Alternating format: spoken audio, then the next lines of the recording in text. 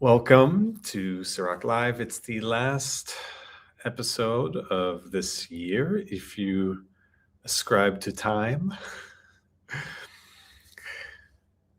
that is not to say that anything in life should be denied, especially when we plug into this physical dimension for however long.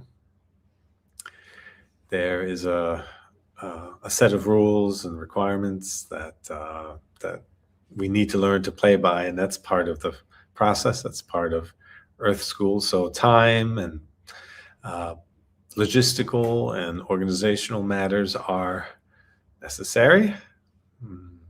One of the simplest and basic misunderstandings of living a source-led life, a mindful life, is that somehow you just let everything happen and you don't take action and you become like a doormat for life to just roll all over you. Nothing could be farther from the truth. In fact, we don't really realize how inefficient we are, how consumed we are by reactivity, by our thoughts about resistance to what has already happened and what will never change. But we linger, we amplify when we live in our heads. And we spend a lot of time there, absent minded, lost in thought, not really being present, not engaging with life, not co creating with life, which is our primary purpose of being here, is to be a vessel for the formless to create form through in our own unique way. And so this constant chasing of goals, of outcomes, and even of self-improvement just gets in the way of our true purpose. We have a last week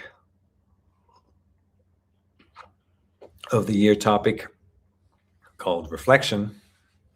There's a lot to it. And in its most basic form, one of the most common challenges that I come across and that I've also experienced myself is this idea that looking back, we could change something, we should have known better, we could have done this or that better. And there's a sense of guilt or regret, perhaps, maybe a replaying of scenarios going through our head of what we should have done and what we would do if it happens again. Of course, no two moments are alike. Nothing will ever happen exactly the way it does, even if the contents of a situation was the same, the people, places, and things. The energy of the moment is always different. It's always new. It's always inviting us to dance with it. And therein lies the beauty of the unknown. Yet, once again, when we're chasing outcomes and we're glued to our thoughts and trying to insist on a certain reality because we've attached our happiness to it,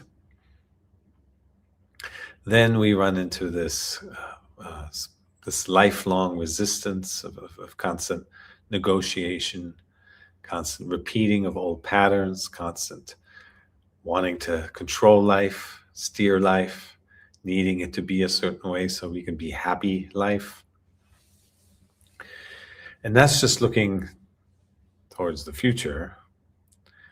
In terms of reflecting on the past, it's actually quite illogical to think that we could have ever done anything different. In fact, most of the things I feel I talk about are very rational, very logical. You can't predict the future.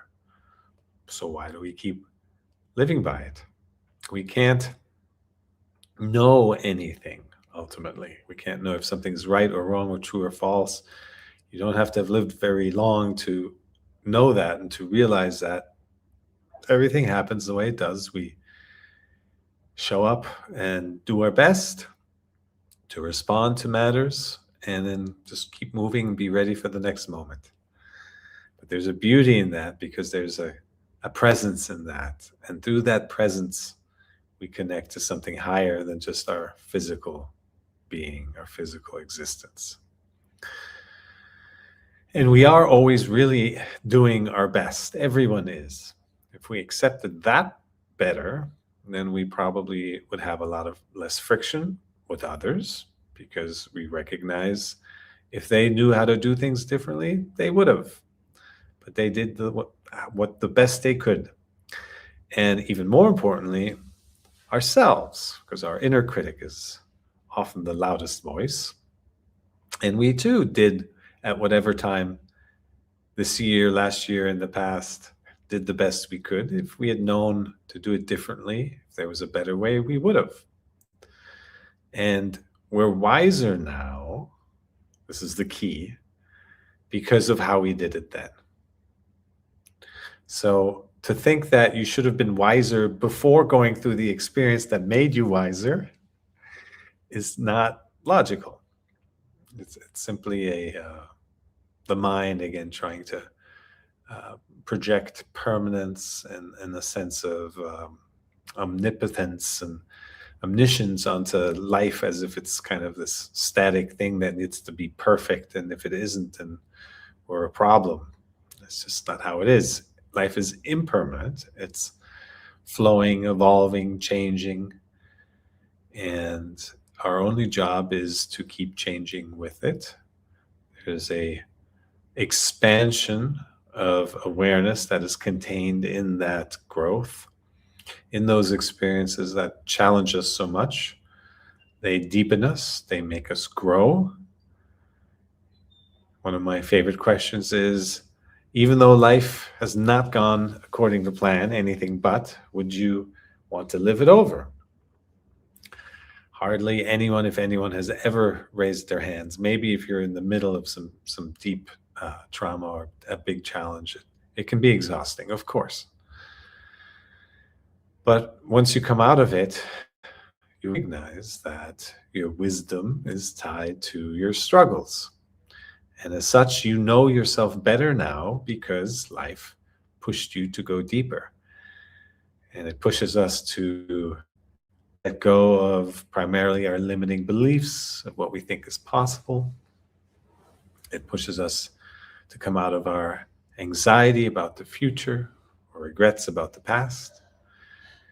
It pushes us to recognize our true essence, that we're not kind of blind, random creatures walking a physical plane, but that we have an inner purpose, a blueprint. That's what we feel when something resonates. It's that inner blueprint. And that in and of itself is a miraculous thing, that we all have our own unique blueprint.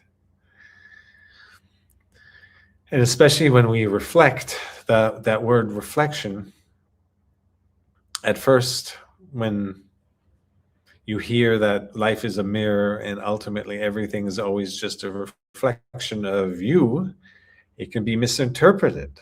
I remember in the beginning, I felt like, well, that seems to cast blame onto oneself. This idea that the life that we experience, the reality that you inhabit, is a reflection of who you are.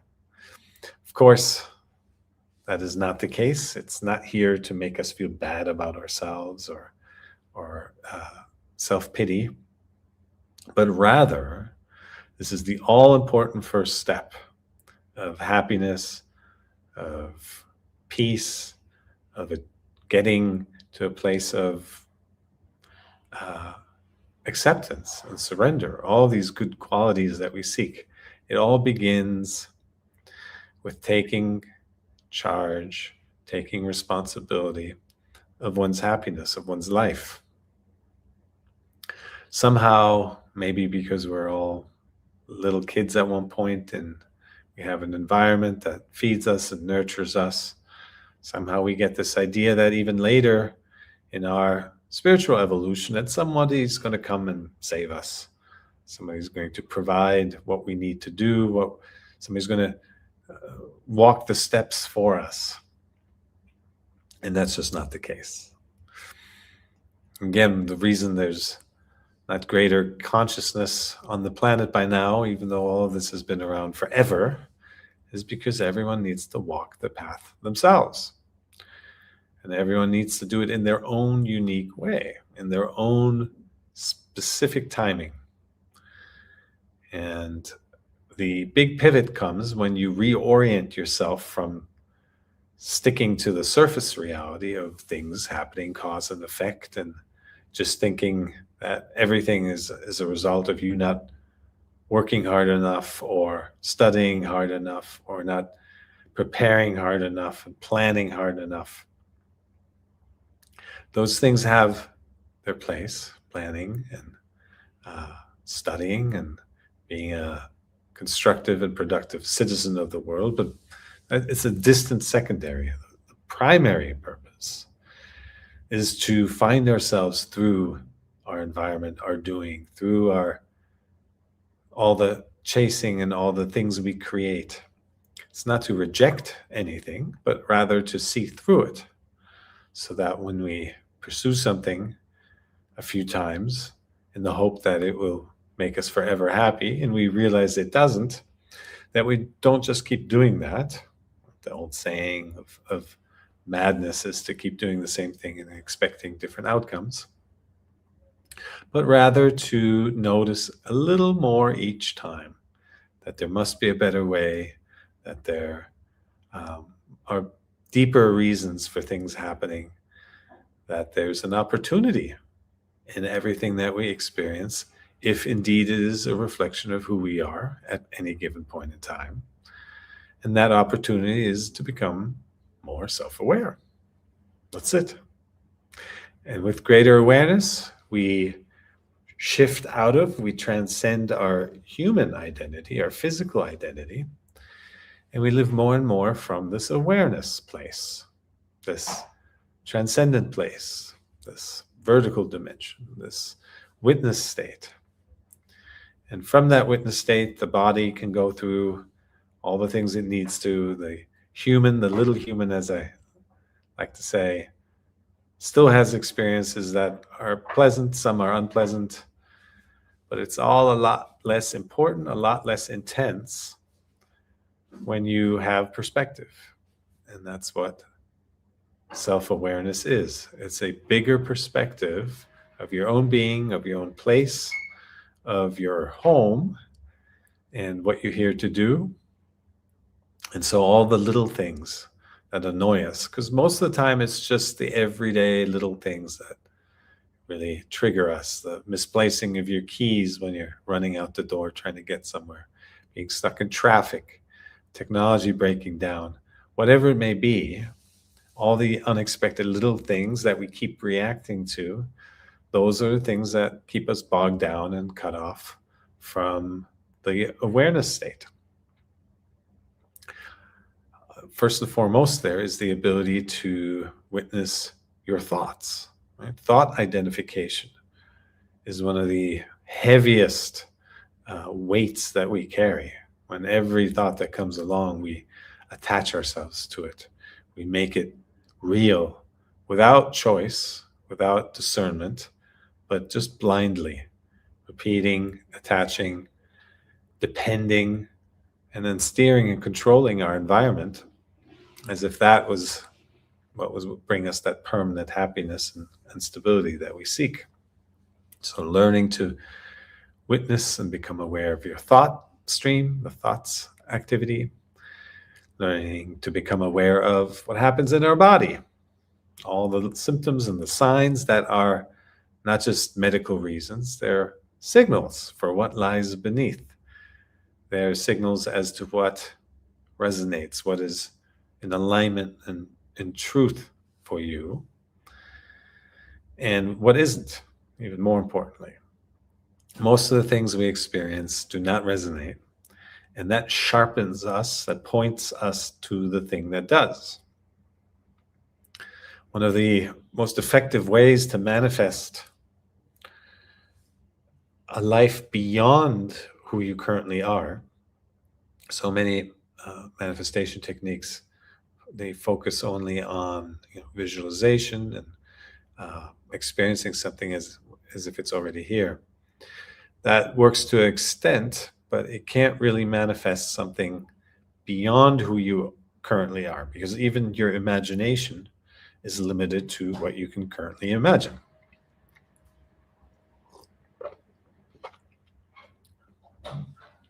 So, how to reach the beyond place, beyond who you currently are, and like many things in life that seem like a paradox to the mind, but this is actually how energy works, is to invert things. So the way you manifest something that you want is to be really, really clear on what you don't want.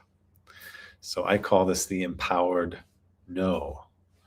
And it's a lot harder than it initially seems. You can't just say no verbally and think that that's going to do it for you. You have to be very, very clear why you're saying the no.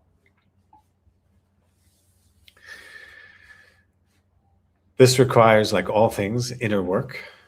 It requires a time of stillness and reflection. And stillness being one of the key elements that is missing from modern life, from all of life. It's not something we learn to be comfortable with. It's not something we learn that has value in the course of our education. Hardly any parents would ever know to distill and instill a sense of appreciating stillness, both in the home and in one's own relationship to self, through meditation, maybe initially, and then taking that stillness out into everyday life. Eventually, you don't need to sit on a cushion. That's just like going to the gym. It's okay at first. You got to build up that awareness muscle. But eventually, you just take that awareness with you out into life. You don't just leave it when you get up from the cushion.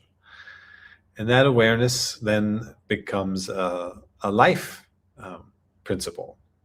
You walk into any room, any situation, and that's where you are most present. That's when you can apply what you've developed and continue to grow.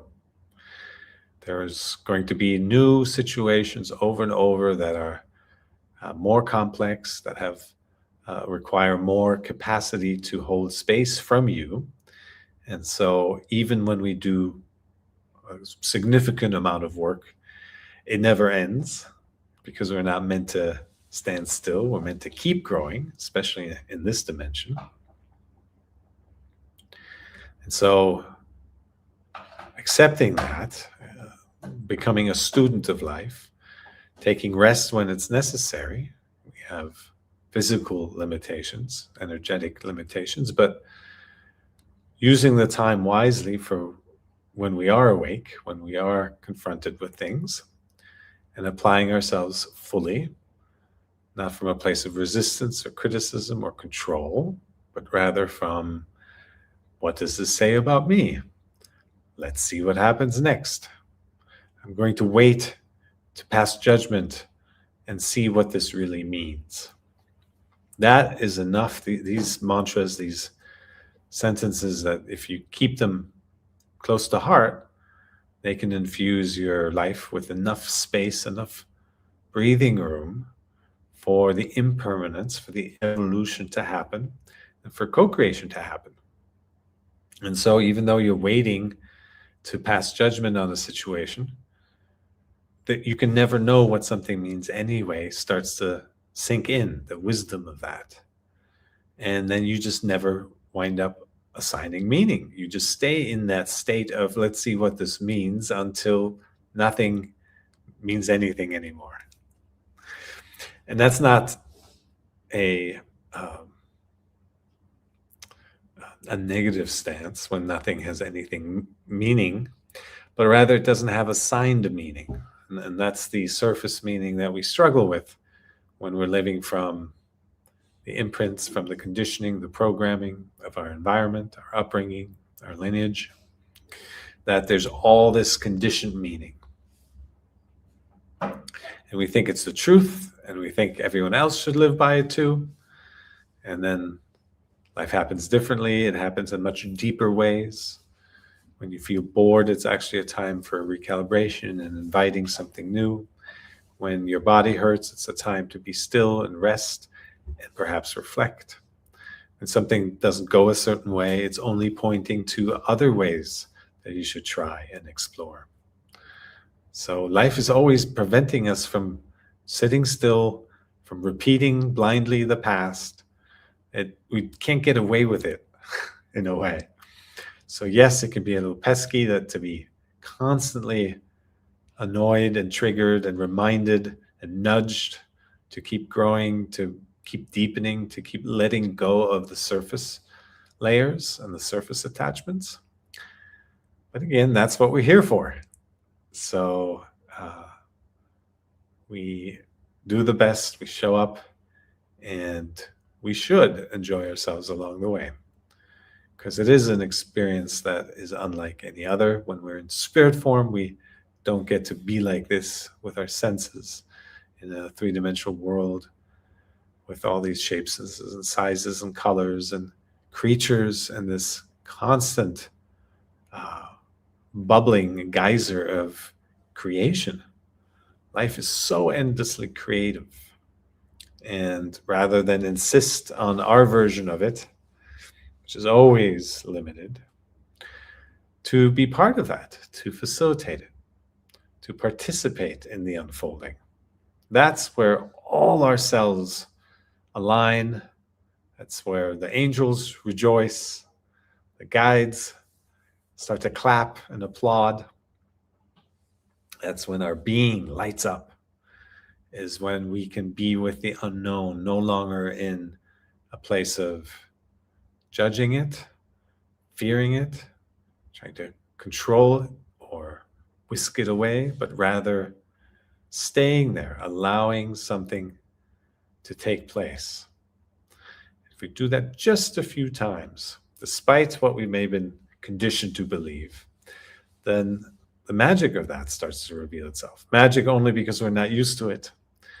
But when serendipity, when things happening are allowed to happen, and we trust in the deeper wisdom of why things are happening, again, primarily for our growth, then our whole orientation shifts, our outlook on life shifts, the things we do shifts, the things we spend our time on shifts. Our whole life becomes simpler, cleaner, less noisy. It becomes more one-pointed in that you don't need choice any longer to be happy. It's also a mental, mind-identified concept, is that the more we can choose from, the more likely we'll find what makes us happy. It's a very surface reality statement.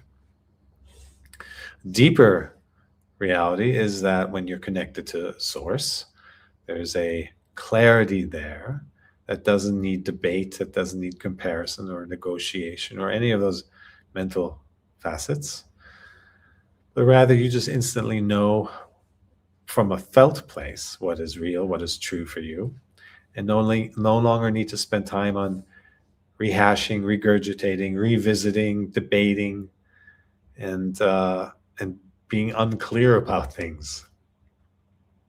It doesn't mean we shouldn't lean into something, try something out for resonance. That's what we should do. We can't just sit on a sofa and feel life happening. We should pick a starting point and then take a step or two, lean into it, and then feel what's real.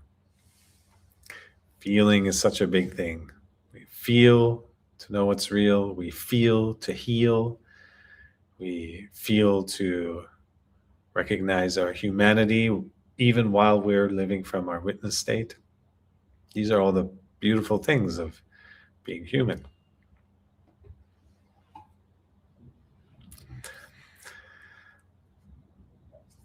Looking at some comments.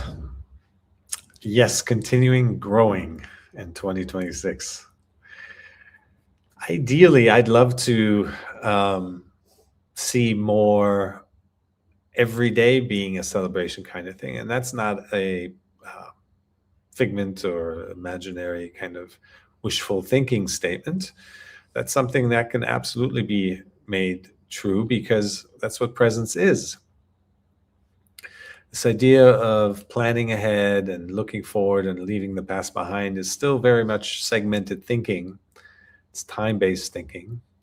And there's a bunch of stuff contained in that doesn't necessarily support us. Primarily, we have conditioning. There's breathing room for the conditioning of thinking, oh, by this time in my life, I should have these things. I should have achieved that. I should have be this status. This kind of thinking easily seeps into the kind of projected, let's move into this year and set ourselves some goals thinking. To some extent, that's okay. But most effective is really staying with the evolution of things, which is never jumping ahead. That's something the mind does. But rather, this incremental change, if you want to call it that, 1% change of moment by moment. This is where we stay in tune with life happening, and we get rewarded for that because of the connection to source, to the vast, infinite creativity and the inspiration that lives in that place. Many people, and myself included, I remember journaling used to not resonate. And I was like, wow, what's supposed to be so good about this? Somebody eventually finally pointed out to me, the connection between the writing shouldn't be mind and words. It should be words and how they make you feel. So suddenly, if you're writing and you feel where the words show up in your body, you suddenly have a cleansing mechanism, an expression, and an awareness exercise that if you do it enough, and you can do it on your own time, it really has tremendously transformative impact on one's life. So again, just, you could call it taking out the trash, but it's staying with what is, with what's real, with what comes up first. There's an incredible intelligence in our body. Whatever we need to work on is the thing that shows itself first. Even in contact with life, the things that we should be focusing on, they show up and they trigger us a certain way so that we can learn to release that.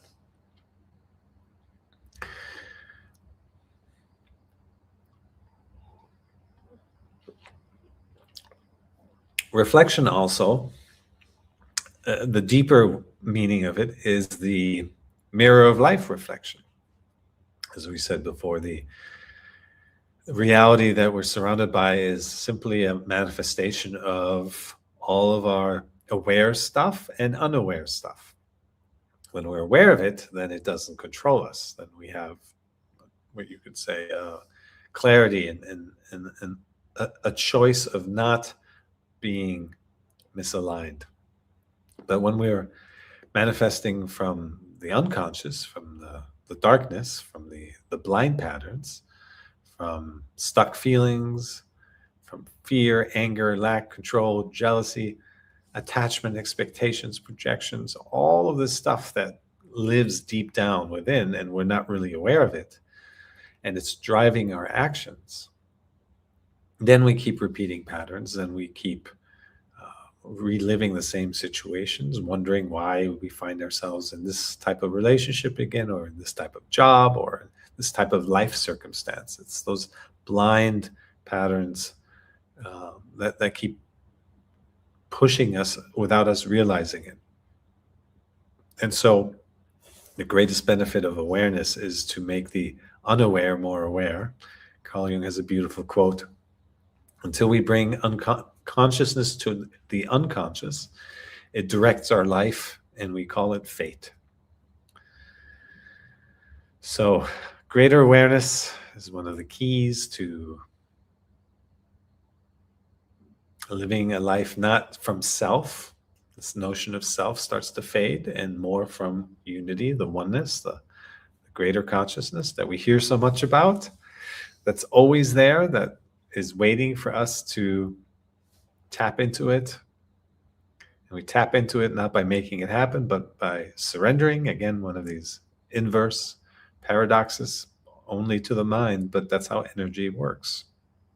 When we stop trying, energy starts flowing. When we stop insisting, things actually happen, and they happen the way they're meant to be, and with much less effort than we would ever exert than to make it happen on our own. And if you sit with these principles, these paradoxes, enough, then they cease to be paradoxes. Then you start to see the world as it is, as an energetic place.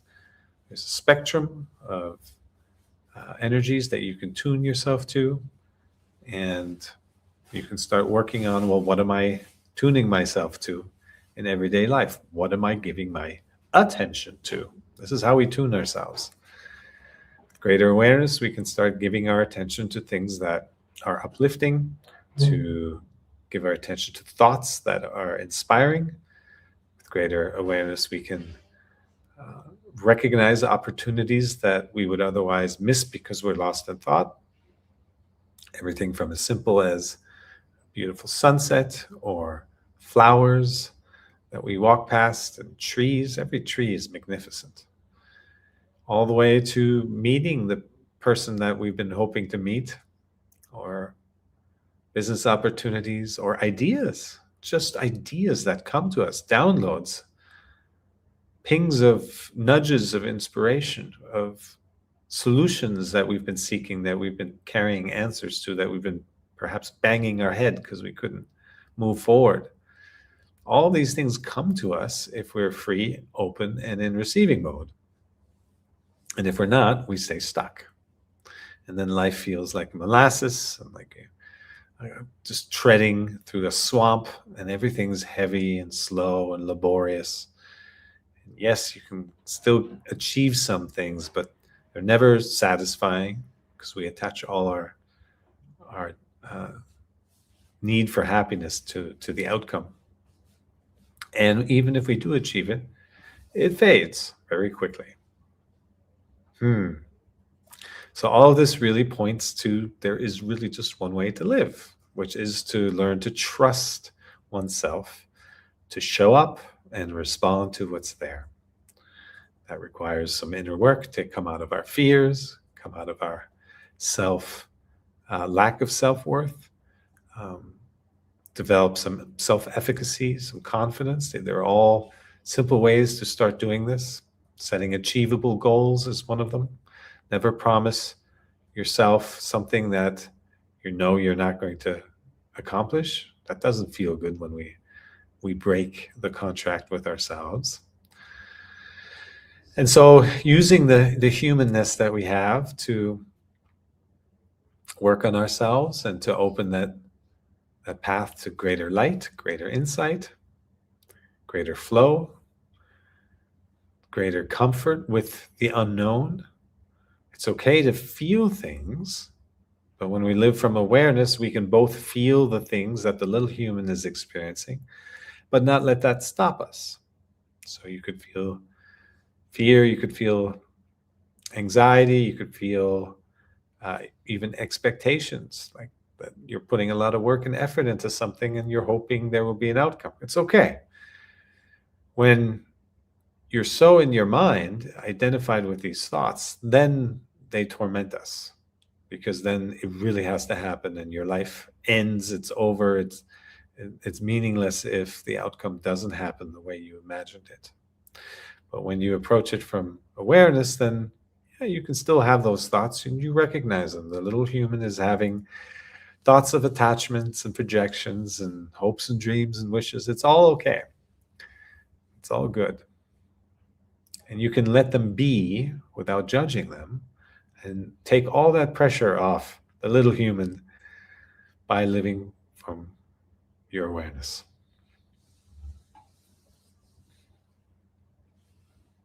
Oh, inverse paradox, the conscious tuning tool. Love that.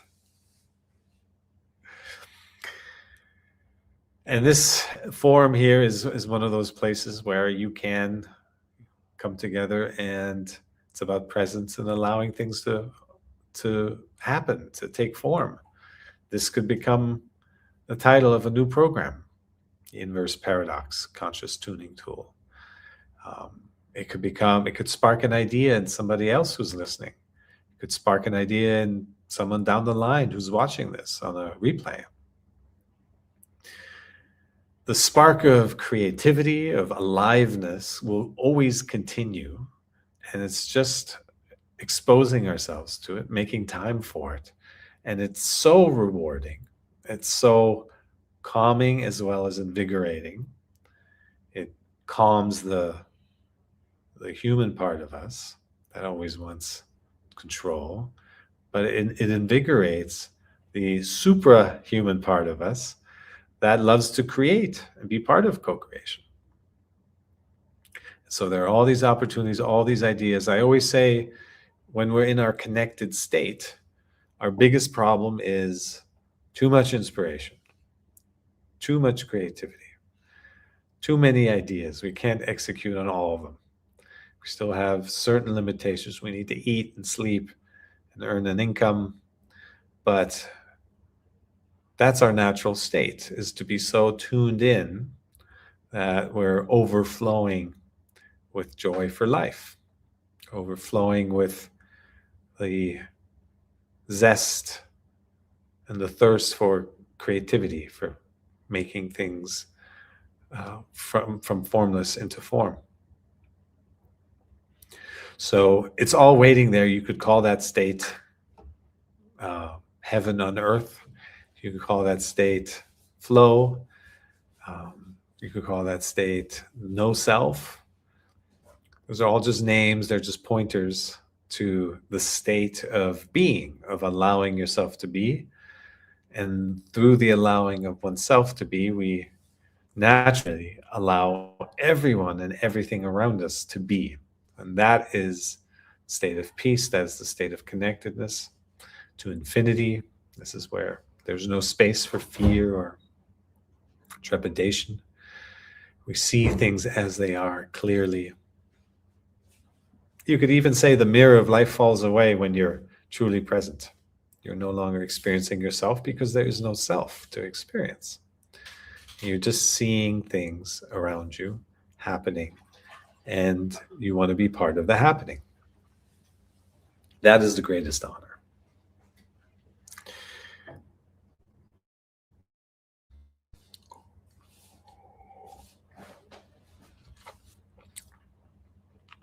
We are going to move into our meditation.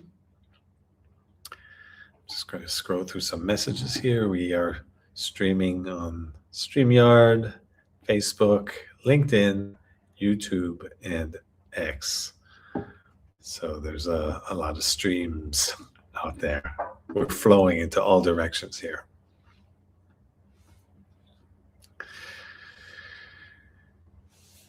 Those who have been working on themselves for a while might hit a wall at some point and be thinking, why isn't this working faster, or why am I not seeing results more? This is all natural. It's part of that seeking mentality that initially benefited us. It took us out of the old environment and reoriented ourselves so that we give our attention to new things, concepts of alignment and higher self, mindfulness, learning to apply those things in a meaningful way, becoming more spiritual, perhaps, becoming more at peace with things. But there can be a point where we're frustrated that it's not happening faster or sooner or in some bigger magical way. And when that is happening, it's usually because we're bumping up against this final threshold that the seeking itself is holding us back. The seeking itself is the final hurdle to let go of, not to overcome. And so the upcoming retreat in India, if you see a few names who will be there, is very much focused on bringing awareness to an end to seeking. That learning to just be opens you up in an even bigger way, in the biggest way possible, to your true purpose, to true healing, to true self in a sense of confidence and purpose, and uh, living life from a connected place, living with and from truth, not just constantly seeking it, seeking more of it. So I welcome those who will be there ahead of time and those who still want to show up. There's still some time. In fact, feel into it. And the way things are organized in our world today, we can just very quickly decide to jump on a plane or make plans and set aside some time and let that which resonates call us to it.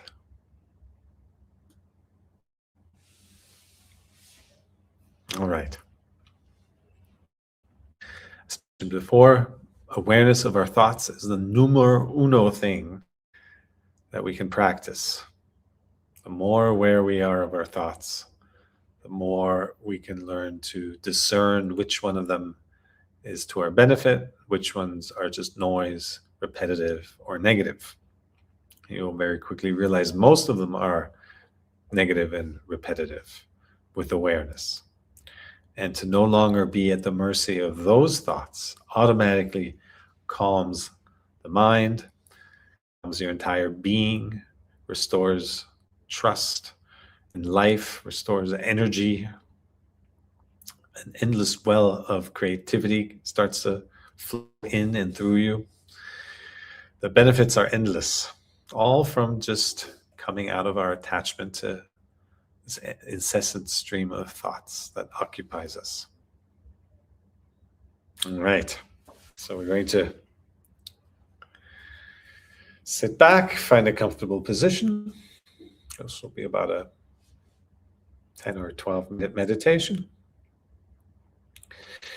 And the point of this exercise is when you notice that your mind has drifted, is to become aware of how do you react to it with frustration or dismay, or how do you respond to it with acceptance and then taking action. I'll guide you to it. Just sit back and relax. Spine straight, bones stacked. Bringing your fullest attention to the incoming and outgoing breath at the entrance of your nostrils.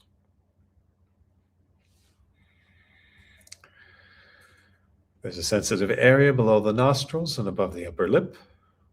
You can feel the touch of your breath.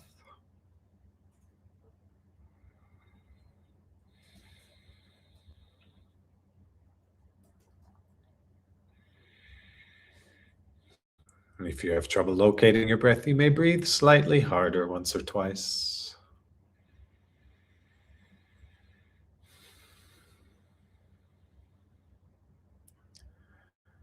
Then return to natural breath, normal breath.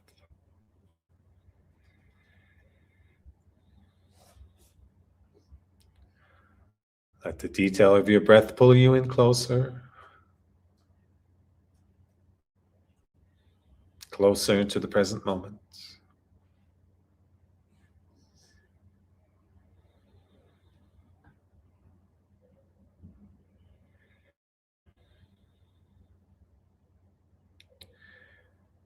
If your breath is shallow, let it be shallow.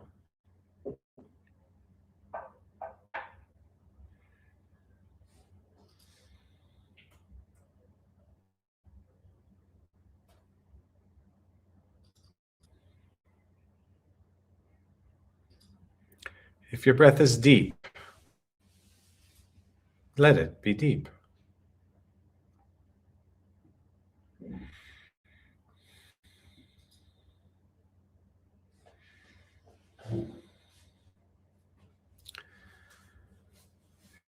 the left nostril.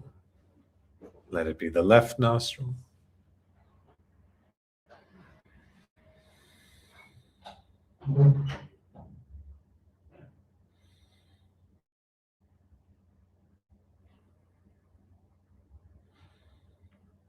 If it's more in the right nostril, let it be the right nostril.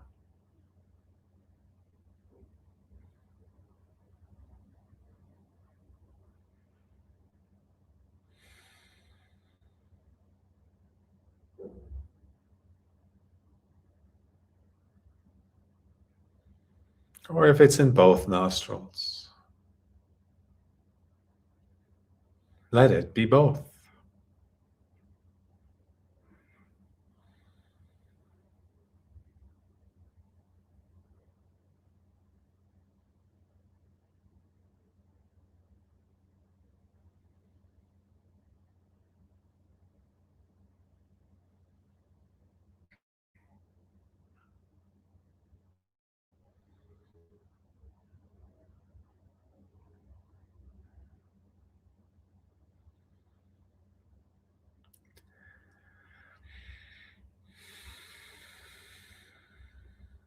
Notice the temperature of the incoming breath.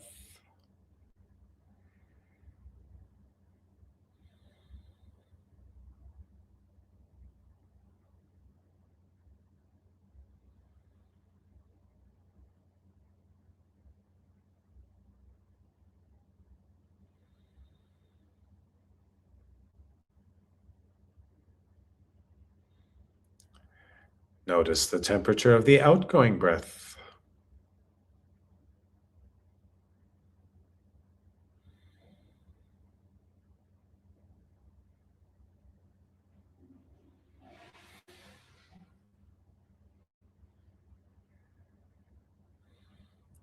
And notice if there's a difference.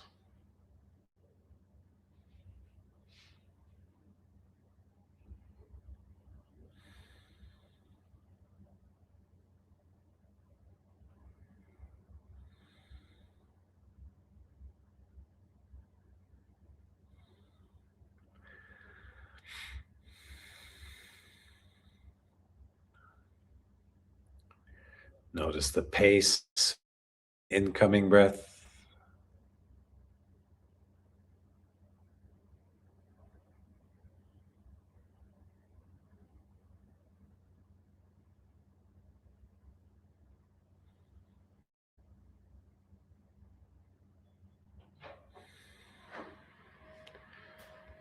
Notice the pace of the outgoing breath.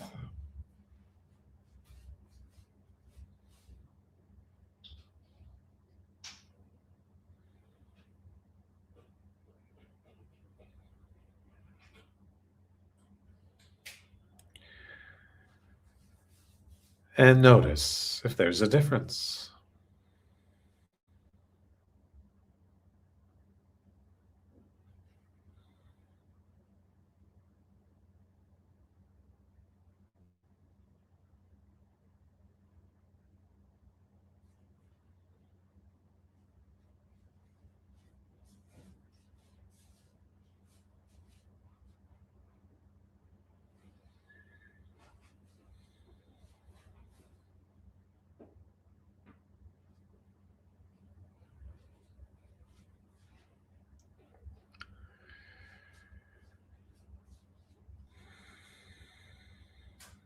Notice the length of the incoming breath.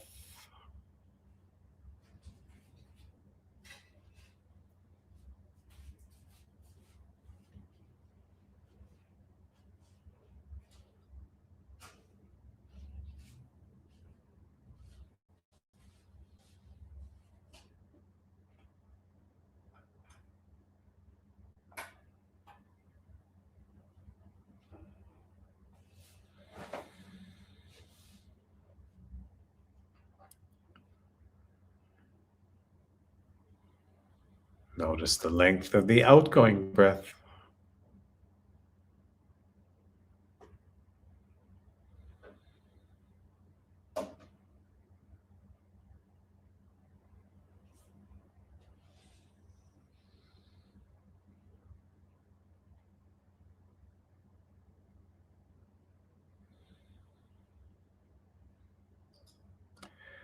And notice if there's a difference.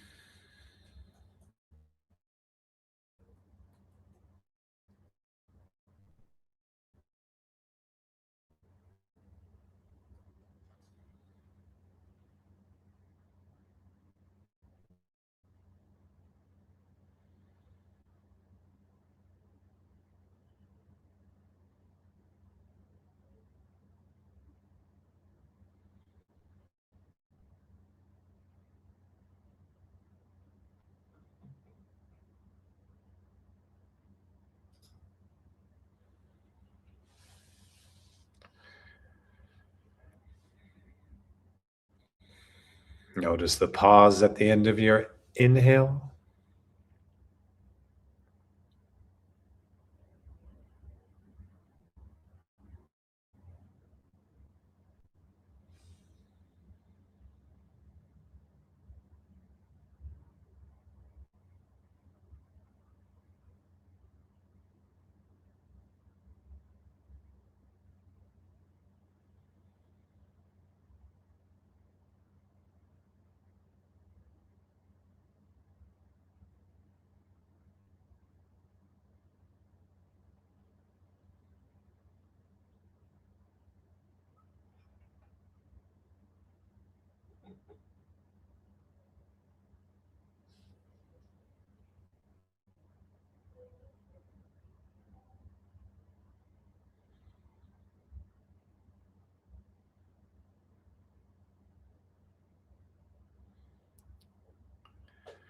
Notice the pause at the end of your exhale.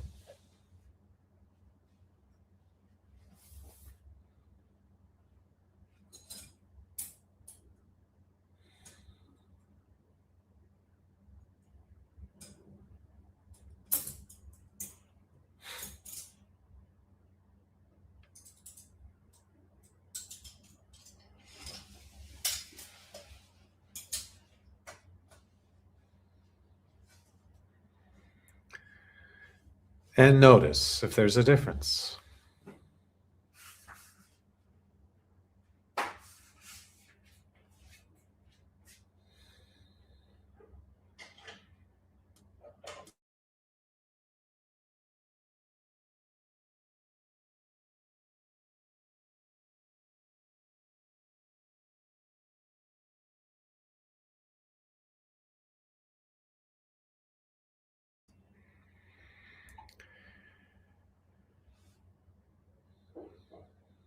Whenever you find that your mind has wandered, simply notice it. And without frustration, without dismay, but with full acceptance, bring your attention back to the incoming and outgoing breath at the entrance of your nostrils.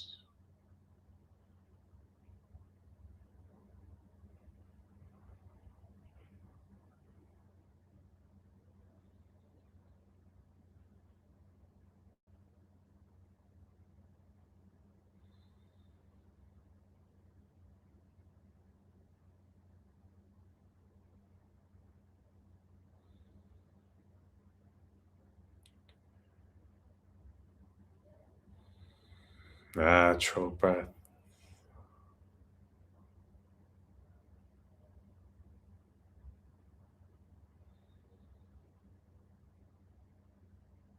Normal breath.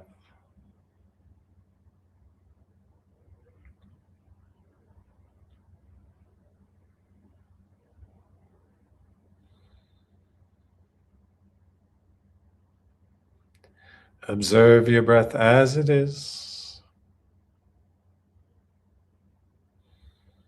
without wanting it to be different.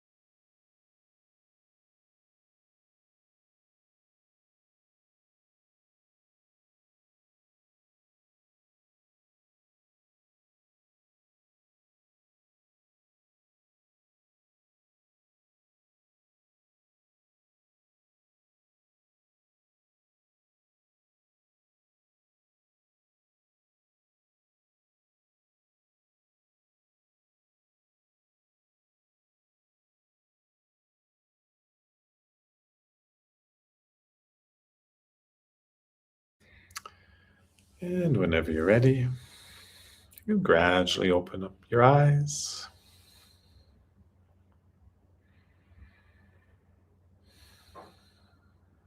Notice your environment. Notice yourself in your environment.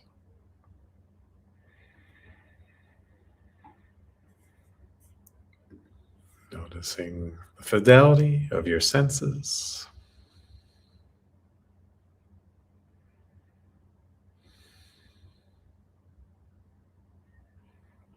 Noticing your peace, your presence, and your stillness.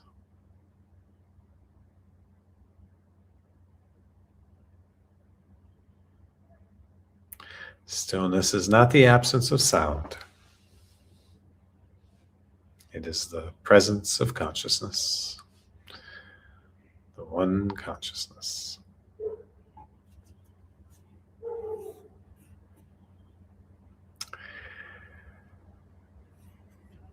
I thank you all for joining the last session of 2025.